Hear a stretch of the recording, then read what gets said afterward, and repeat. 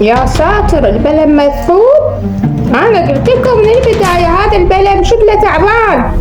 الماي جاي يدخل بسرعة للبلم. لحقونا راح نغرق، لحقونا البلم مثقوب، راح نموت. ما أريد أموت وأنا عطشان. الحمد لله داير ما داير ماي، بنشرب مي هواي. خالة نورية، فلان زفين بعد، خاف البلم ياخذ مي أكثر ويغرق على السريع. خالة تندين الدرب لو نغرق. لا ما عندل، بس لا تخافين، هو البلم يدري وين رايح.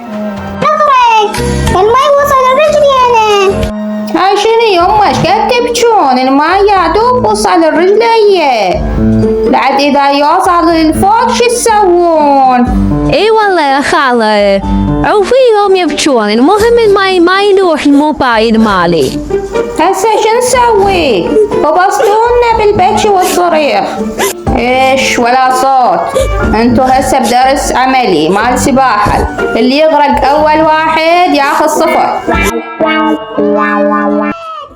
والله اذا ما سكتون انا زقكم منا واخليكم ترجعون البيت مشي تعابي بالشهر. يما راح نموت. خلاص خلنا نعدل شيلتي شوية، عيني فدوى الموت حق، بس أهم شي من نغرق لا يلوح الماي المكياج مالتنا. شي يقولون علينا أهل الهور، غرقانة ومبهدلات. خالة هسه شو نسوي؟ خالة هسه اتصل بحد دايخ يخابر الزلم على مود يسوون فصل عشاير ويا بالبلم. هذه أكيد البلم انثقب من ورا عيون ترجية. البارحة من قلت لها رايحين للأهوار باوعت علينا نظرة زرفت البلم زرف. اي والله صدق خالة، وفي الغرق هسه بس نطلع طيبين إلا يسوي بيتها سحر يفجر بشحوف رجلها.